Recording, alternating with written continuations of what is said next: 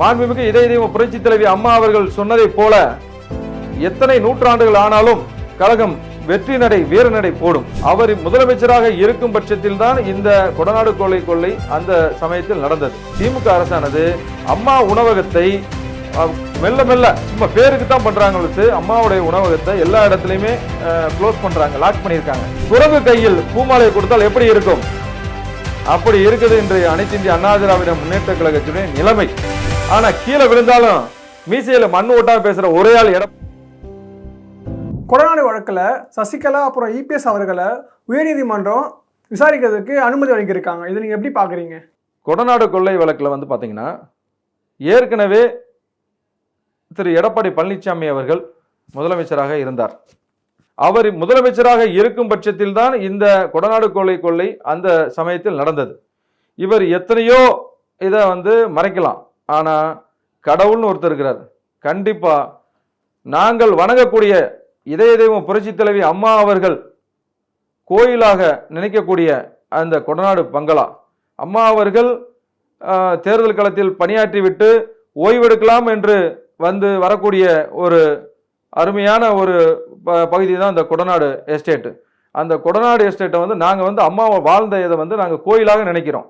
அப்படி கோயிலாக நினைக்கக்கூடிய அம்மாவுடைய வீட்டில் இறங்கி கொள்ளை நடத்தியவர்கள் விரைவில் நீதி விசாரணையில் குற்றவாளி யார் என்று தமிழகத்திற்கே நன்றாக தெரியும். ஆனால் தப்பித்து விடலாம் என்று நினைத்த குற்றவாளி தற்போது இந்த நீதி விசாரணையின் மூலம் மீண்டும் அவர் வந்து உண்மையான குற்றவாளி யார் என்பதை விரைவில் தமிழக மக்களுக்கு இந்த நீதியரசர்கள் உணர்த்துவார்கள். அப்படி உணர்த்தும் போது அனைத்து இந்திய அண்ணா திராவிட முன்னேற்ற கழகத்தில் அவர் செல்லா காசு ஆகிவிடுவார் என்பது நிறுவனமாகும். அதிமுக ஆட்சியில் கொண்டு வரப்பட்ட பல நலத்திட்டங்களை வந்து தற்போது திமுக வந்து நிறுத்தி வச்சிருக்கப்பட்டிருக்காங்க இல்லையா? இது உங்களோட கருத்து என்ன? அதிமுக அரசில் துவங்கப்பட்ட நலத்திட்டங்கள் சரி. எக்ஸாம்பிள் பார்த்தீங்கன்னா அம்மா உணவகம் தமிழகத்தில் ஏழை எளிய மக்கள் வேலை செஞ்சுட்டு அவங்க ரொம்ப குறைவான விலைக்கு ஒரு மனநிறைவான சாப்பாடு உணவு அருந்த வேண்டும் என்றால் அம்மா உணவகத்தை நாடி சென்றார்கள். அம்மா உணவகம் தமிழகம் முழுவதும் சிறப்பாக அனைத்து இந்திய அண்ணா திராவிட முன்னேற்ற கழக அரசு ஐயா திரு ஓ பன்னீர்செல்வம் அவர்கள் துணை முதலமைச்சராக இருக்கிறப்பையும் சரி, முதலமைச்சராக இருக்கிறப்பையும் சரி, அம்மாவுடைய திட்டங்கள்லாம் சிறப்பாக கொண்டு சென்னாங்க. இதில் வந்து அம்மாவுடைய உணவகம் நம்பர் 1. நிறைய ஏழை எளியவர்களை பசியிலிருந்து மீட்டு அவங்க வந்து குடும்பமாக போய் சாப்பிட்டு அவங்க வாழ்க்கையை நடத்தினாங்க. ஆனால் இன்னைக்கு திமுக அரசானது அம்மா உணவகத்தை மெல்ல மெல்ல சும்மா பேருக்கு தான் பண்றாங்க. அம்மாவுடைய உணவகத்தை எல்லா இடத்துலையுமே க்ளோஸ் பண்றாங்க, லாக் பண்ணியிருக்காங்க. இதை வந்து தமிழக மக்கள் கண்டிப்பாக ஏற்றுக்கொள்ள மாட்டார்கள். மீண்டும் அதிமுக ஒன்றிணையுமா? கண்டிப்பாக அனைத்து இந்திய அண்ணா திராவிட முன்னேற்ற கழகம் ஒன்றிணையும். ஐயா திரு ஓ பன்னீர்செல்வம் அவர்கள் தலைமையில் அனைத்து இந்திய அண்ணா திராவிட முன்னேற்ற கழகம் ஒன்றிணையும். மாண்புமிகு இதய தெய்வம் புரட்சி தலைவி அம்மா அவர்கள் சொன்னதை போல எத்தனை நூற்றாண்டுகள் ஆனாலும் கழகம் வெற்றி நடை வீர நடை போடும். இப்போ நீங்க சொன்னீங்க அதிமுக வந்து ஒன்றிணையும் அப்படின்னு. சப்போஸ் அதிமுக ஒன்றிணைந்துச்சுன்னா கட்சி தலைமையை வந்து யார் வழி நடத்த வேணும்? நாளைய முதலமைச்சர் வேட்பாளர் யார் நிறுத்த வேணும்? கழகம் ஒன்றிணைந்தால் மாண்புமிகு இதய தெய்வம் புரட்சி தலைவி அம்மா அவர்கள் யாரை அரசியல் வாரிசாக தமிழகத்தின் முதலமைச்சராக அடையாளம் காட்டினார்? இது ஒவ்வொரு தொண்டருக்கும் நன்றாக தெரியும். இடைக்காலத்தில் வந்த எடப்பாடி போல இல்லை. தமிழகத்தினுடைய எப்போதெல்லாம் தேர்தல் நடக்கின்றதோ அந்த தேர்தலுக்கு முன்னவராக கழகத்தினுடைய பொருளாளராக ஐயா திரு ஓ பன்னீர்செல்வம் அவர்களை அழைத்து மாண்புமிகு இதய தெய்வம் புரட்சி தலைவி அம்மா அவர்கள் தேர்தல் களத்திலே இறக்குவார்கள். எல்லா தேர்தலிலும் ஐயா திரு ஓ பன்னீர்செல்வம் அவர்கள் எந்தெந்த தேர்தலில் மக்கள் பணியாற்றினாரோ அத்தனை தேர்தல்களின் வெற்றியை பெற்று அம்மா அவர்கள் பொறுப்பாதில் சமர்ப்பித்தார். இதே போல மீண்டும் 2026 ஐயா அவர்கள் அரியணை ஏறுவார். உங்களுடைய அடுத்த கட்ட அரசியல் நிலைப்பாடு என்னென்ன?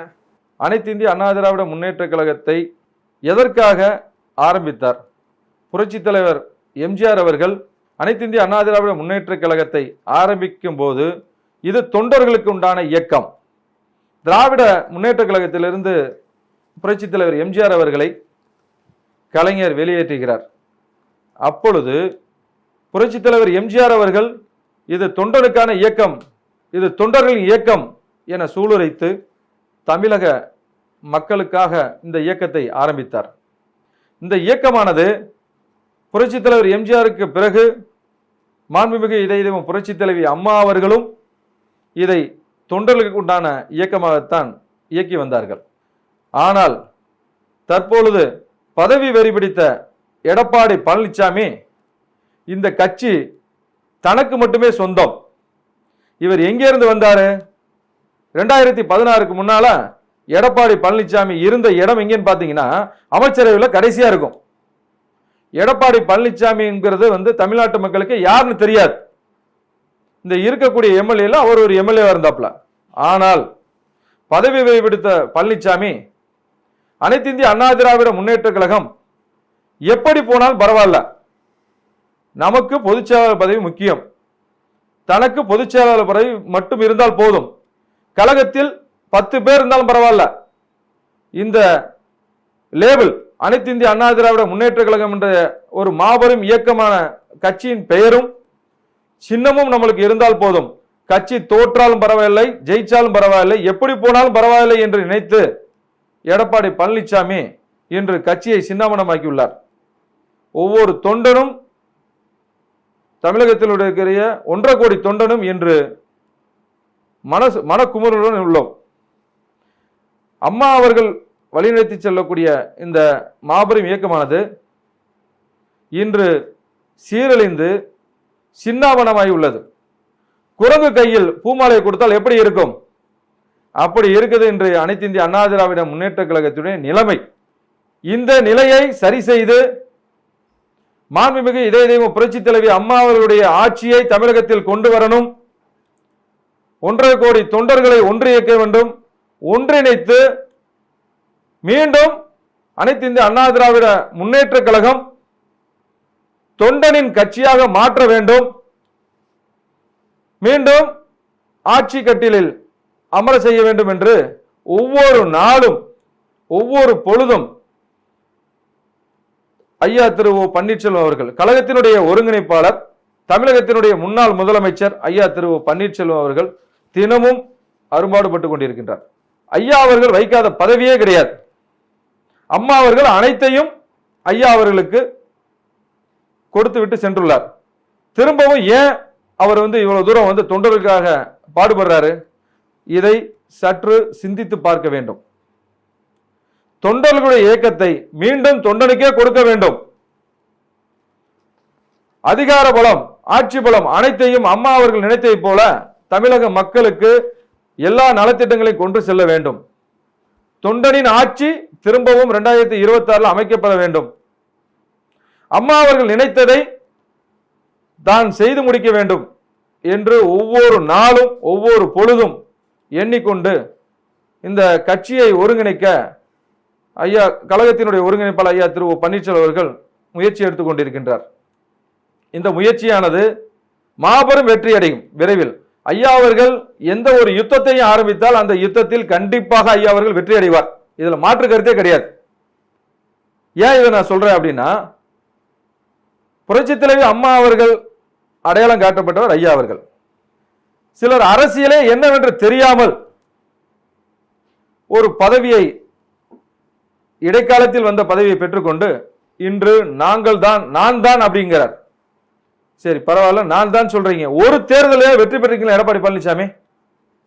10 தோல்வி, எல்லா தேர்தலையும் தோல்வி. ஆனா கீழே விழுந்தாலும் மீசையில மண்ணு ஓட்டாம பேசுற ஒரே ஆள் எடப்பாடி நீதான்.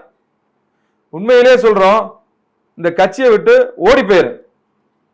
அம்மா அவர்கள் நினைத்த அனைத்து இந்திய அண்ணா திராவிட முன்னேற்ற கழகம் எனக்கு பின்னாலும் 100 வருடங்கள் ஆனாலும் இந்த கட்சி வெற்றி நடை போடும் என்று அம்மா அவர்கள் சூளுரைத்த செயலை ஐயா திரு ஓ பன்னீர்செல்வம் அவர்கள் நிறைவேற்றியே தீர்வார்.